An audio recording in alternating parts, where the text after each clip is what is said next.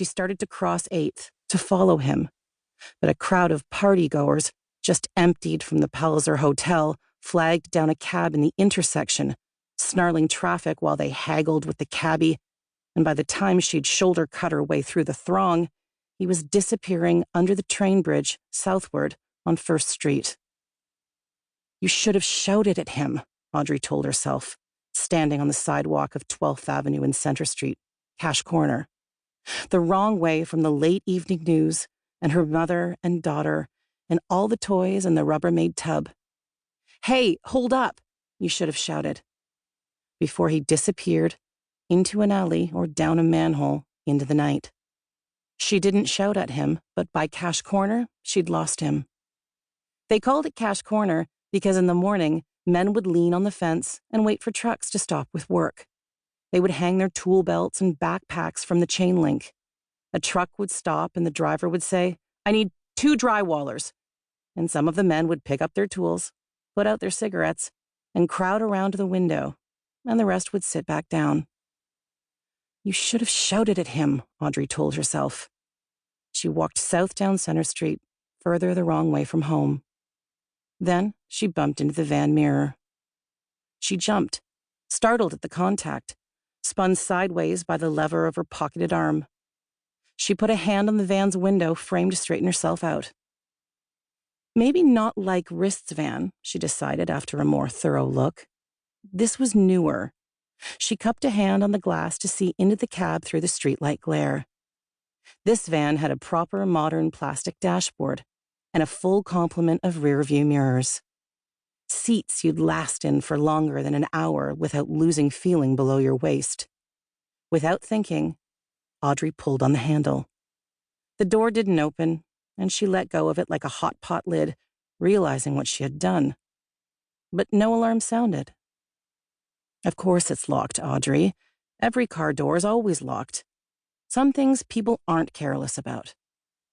Audrey Cole walked up Center Street pulling on door handles, just to be right about the always lockedness of car doors. She pulled handles and the locked car doors did not open. Sedans and hatchbacks and bulbous, oversized utility trucks all sealed securely. Red lights blinked behind the glass on some dashboards, and these she avoided. A station wagon with a ski rack beeped at her when her fingers touched the handle. A boxy old Impala honked once when she was 6 inches away. 2 strikes, Audrey, she told herself, and skipped the next 2 cars. The last car on the street was a sleek gray Audi sedan, washed that day and not yet recoated in winter road salt. A car that lives in a garage, she thought, that never gets snowed on. She pulled the handle, and the door opened. Audrey stood on the sidewalk looking down into the open door, at the leather seat inside.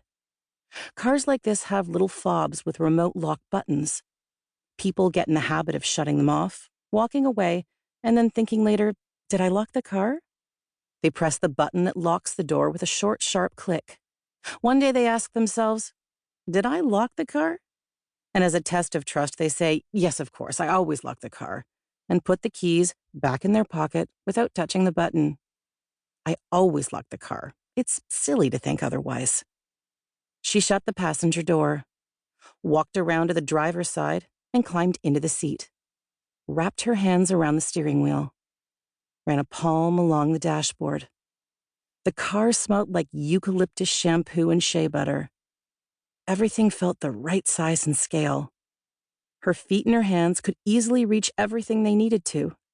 In Rist's van, or Joe Wall's van, or even her father's pickup truck years and years ago, she always had to stretch, extend a leg to push a clutch, lean up and ahead, even with the seat pulled all the way forward. She was always 2 sizes too small for anything she ever drove.